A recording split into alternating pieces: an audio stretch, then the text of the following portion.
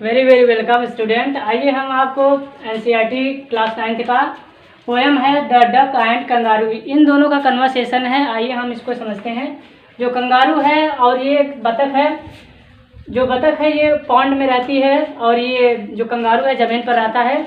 तो जो ये डक है ये कंगारू से बातचीत करती है उससे कि तुम्हारा जीवन कितना अच्छा है, और ये बतख कहती है कि मेरा जीवन कितना ख़राब है क्योंकि मैं गंदे तालाब में रहती हूँ और मेरा एरिया क्या है वो भी एक सीमित है, और तुम ज़मीन पर हो और न जाने कहाँ कहाँ से घूम टहल कर आते हो और सारी दुनिया देखते हो, जिससे कि आइए हम कुछ और देखते हैं।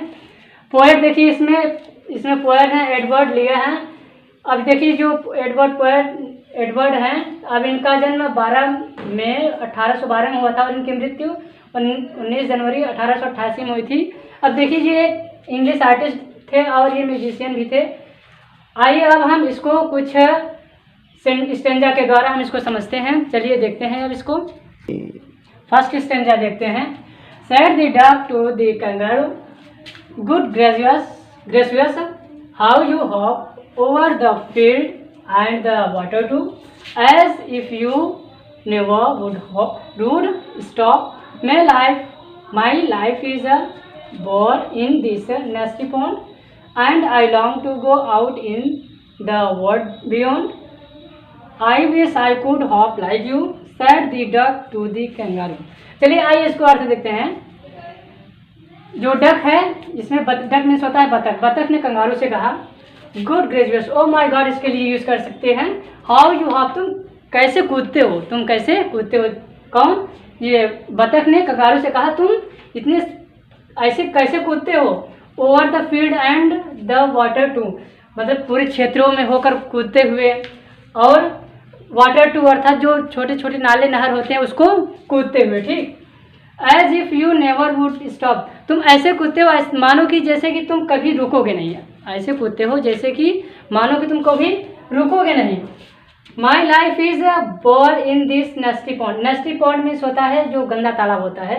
बतख कहती है कि मेरा जीवन इस गंदे तालाब में बोर हो गया, मतलब उबाऊ हो गया है। फिर है and I long to go out in the world beyond. अब मैं देखिए इसमें बतख फिर कहती है कि मेरी इच्छा है मैं संसार के दूसरे तरफ जाना चाहती हूँ, मैं संसार के दूसरे तरफ जाना चाहती हूँ। या अब देखिए इसमें बतख का संसार जो है वो पूरा तालाब ही है, अर्थात वो तालाब के बाहर आना चाहती है। ठीक। फिर I wish I could hope like you, काश मैं भी तुम्हारी तरह कूद सकती, काश मैं भी तुम्हारी तरह कूद सकती। Said the duck to the kangaroo, बतख ने कंगारू से कहा। आइए नेक्स्ट देखते हैं। Please give me a ride on your back, said the duck to the kangaroo. I would sit quite still and say nothing but quack the whole of the long day through, and we would go to the Dee and Jelly live over the land and over the sea. Please take me a ride, oh do, said the duck to the kangaroo. चलिए आइए इसका देखते हैं अर्थ हम इसका। अब देखिए इसमें बतख जो है वो कंगारू से रिक्वेस्ट करती है please give me a ride on your back, कृपया मुझे अपनी पीठ पर मुझे सवारी करवाएं, कृपया मुझे अपने पेट पर सवारी करने दे। ठीक। Said the duck to the kangaroo, ये डक ने अर्थात बतख ने कंगारू से कहा I would sit quite still. अब देखिए जो बतख है वो कहती है मैं शांत होकर बैठी रहूँगी, मैं शांत होकर बैठी रहूँगी।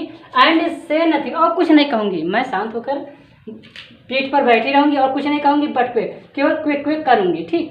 फिर द होल ऑफ द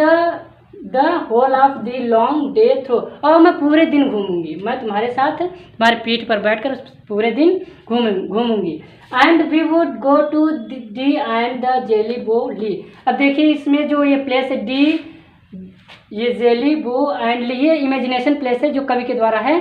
तो वो कहती है और we would go to Dee, और मैं डी जेली बो और ली मैं घूमने जाऊंगी। ओवर द लैंड, जहाँ की पूरे क्षेत्र से होकर, या फिर एंड ओवर द सी, और समुद्र से होकर, अर्थात ये सब स्थानों पर मैं घूमूंगी। फिर आगे है please take me a ride O do, कृपया मुझे सवारी करने दें या मुझे सवारी करवाइए या मुझे अपने पीठ पर बैठाकर घुमाइए। ओडू ये है जैसे छोटे बच्चे होते हैं, जैसे माँ से अपने कोई वस्तु लेनी होती है तो वो बार बार जिद करते रहते हैं, ओ माँ मुझे ये चाहिए, ओ माँ मुझे ये चाहिए। वैसे बतख कहती है कि वो मुझे सवारी करवाओ, अर्थात ज़बरदस्ती जैसे उसको पेश करना होता है। फिर said the duck to the kangaroo, ये बतख ने कंगारू से कहा। चलिए आइए नेक्स्ट स्टेंजा देखते हैं। Said the kangaroo to the duck, this requires some little reflection, perhaps on the whole it might brings me luck, and there seems but one objection, which is if you will let me speak so bold, your feet are unpleasantly wet and cold, and would probably give me the rheumatism, said the kangaroo। आइए इसका हम अब अर्थ देखते हैं। अब देखिए अभी तक जो संवाद हो रहा था उन दोनों के बीच था, लेकिन पहले बतख बोलती थी, इसमें जवाब दे रहा है। जो कंगारू है वो बतख से कहता है this requires some little reflection. अब उसने थोड़ा आपत्ति जताते हुए कहा, थोड़ा मैं इस पर विचार करता हूँ। उसने थोड़ा आपत्ति जताते हुए कहा कि अब मैं थोड़ा इस पर विचार करूँ तो बताऊँ। Perhaps on the whole it might bring me luck. अब इसमें सोचता है, कहता है, सोचते हुए कहता है कि शायद ये हमारे लिए कुछ अच्छा हो या हमारे लिए कुछ भाग्य की बात हो या हमारे लिए इसमें अच्छा कोई अच्छी बात हो। And there seems but one objection, ठीक, उसने इसमें ऐसी बातों से कहकर उसे ऑब्जेक्शन अर्थात विरोधी आपत्ति दिखाई। Which is if you will let me speak so bold, यदि तुम मुझे थोड़ा बोलने दो, अब यहाँ देखिए सो बोल्ड है, थोड़ा एक्स्ट्रा बोलना, तो which is if you will let me speak so bold, यदि तुम्हें बुरा न लगे तो मैं एक बात बोलूँ, ठीक। Your feet are unpleasantly wet and cold, तुम्हारे पैर अर्थात जो बतख है उसको कह रहा है ये कंगारू कि तो जो तुम्हारे पैर हैं वो अनप्लीजेंटली है, अर्थात जो कि अनिच्छापूर्वक है, वो गीले हैं और ठंडे हैं, ठीक। And would probably give me the rheumatiz, said the kangaroo, तो जो तुम्हारे पैर हैं वो गीले हैं और ठंडे हैं, वो शायद हमारे लिए क्या हो, रूमेटिस, जैसे कि थोड़ा ठंडे होने पर क्या होता है कि बुखार या कुछ इन्फेक्शन हो जाता है, तो वो बात अलग है। इसमें कह रहा है कि तुम्हें मेरे पीठ पर बैठने से तुम्हारे पैर जो गीले या ठंडे होंगे उससे कहीं हमें क्या हो, कोई पेन ना हो, कोई दुख दर्द ना हो, सैड द कंगारू ने बतख से कहा। चलिए आइए हम नेक्स्ट स्टेंजा देखते हैं। Said the duck as I sat on the rocks, I have thought over that completely, and I bought 4 pairs of rusted socks which fit my bare feet neatly, and to keep out the cold I have bought a clock, and every day cigar I will smoke, all to follow my own dear true love of kangaroo। चलिए इसका meaning हम देखते हैं। अब देखिए इसमें sad the duck, अब देखिए अभी तक ये जवाब दिया, अब प्रश्न पुनः कह रही है कौन, बतख ये कह रही है कि as I sat on the rocks, अभी मैं ये चट्टान पे बैठी हुई थी, I have thought over that completely, जो तुम अभी सोच रहे हो उसके मैं तुम्हारे पहले ये सब सोच चुकी थी। फिर है and I bought 4 pairs of roasted socks, अब मैंने 4 जोड़े मोजे पहनने के लिए खरीद लिए हैं। फिश जो कि fit my wear feet neatly, जो कि मेरे पैरों में क्या एकदम फिट है, अर्थात एकदम पूरा टाइट है, ठीक। And to keep out the cold I have bought a cloak, और मैंने ठंड से बचने के लिए I have bought a cloak, एक मोटा लबादा भी खरीद। देखिए यहाँ क्लॉक जो है एक मोटा कपड़ा है जो ठंडी में पहनने के लिए आता है वो है, ठीक। तो उसने एक मोटा कपड़ा भी पहनने के लिए खरीदा है। And every day a cigar I will smoke, और वह प्रतिदिन स्मोक अर्थात जो धूम्रपान होता है वो करेगी, किसके लिए, all to follow my own dear true, ओ मेरे प्यारे मित्र, लव ऑफ कंगारू, मेरे प्यारे कंगारू, मैं तुम्हारे लिए कुछ भी कर सकती हूँ, अर्थात मैं तुम्हारे लिए क्या क्या इसमें है, मैं तुम्हारी धूम्रपान कर सकती हूँ, तुम्हारे पीठ पर घूमने के लिए मैंने क्या किया है अभी ये 4 जोड़े मोजे भी खरीदे हैं, और जो तुम बात सोचे थे मैं उसको पहले ही सोच चुकी हूँ। जैसे कि ये स्टेंजा पढ़ चुके हैं, चलिए इसको देख लेते हैं। Said the kangaroo I am ready all in the moonlight pale but to balance me well dear duck sit steady and quite at the end of my stand so away they went with a hop and a bound and they hopped the whole world 3 times round and who so happy oh who as the duck and the kangaroo। चलिए इसका means देखते हैं।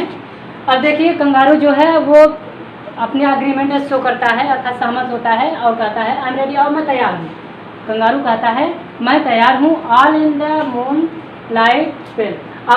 अब ये भी बताता है वो कब चले। वो कहता है कि जब ये मून लाइट अर्थात चंद्रमा का प्रकाश थोड़ा थोड़ा आएगा, धुंधलाहट में आएगा, तब चलेंगे। ठीक, कंगारू कहता है मैं तैयार हूँ जब चंद्रमा का प्रकाश धुंधलाहट पर में या हल्का हल्का चंद्रमा का प्रकाश आएगा तब चलेंगे। But to balance me well dear duck sit steady. अब बैलेंस मुझे बैलेंस बनाने दो, फिर वेल डियर डक प्यारी बतख सिट स्टडी। मतलब यहाँ देखिए स्टडी मीन्स होता है फर्म मीन्स होता है मजबूती से, मतलब मजबूती से बैठो प्यारी बतख तुम मजबूती से बैठो।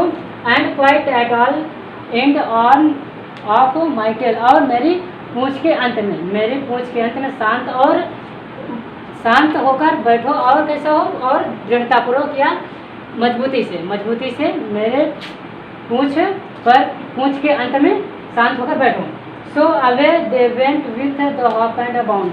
अब वे दोनों अर्थात बतख और कंगारू, अब बतख और कंगारू दोनों अर्थात कंगारू कूदते हुए उछलते हुए वह बहुत दूर चला गया। And they hopped the whole world 3 times round, और वह पूरे संसार के 3 चक्कर लगा लिया। और जो कंगारू है और साथ में बैठी हुई उसकी बतख जो कि वो दोनों संसार के 3 बार चक्कर लगा। अब देखिए इसमें जो संसार है वो उन लोगों के एरिया से है। ठीक, फिर एंड हू सो हैप्पी। अब उसमें उन दोनों में से कौन अधिक खुश है, वो अर्थात दोनों में से कौन ज़्यादा खुश है, as the duck and the kangaroo. अब इस प्रश्न पूछा कि कौन खुश है दोनों में से, तो इसमें क्या है, इसमें एक दूसरे के साथ दोनों बहुत अधिक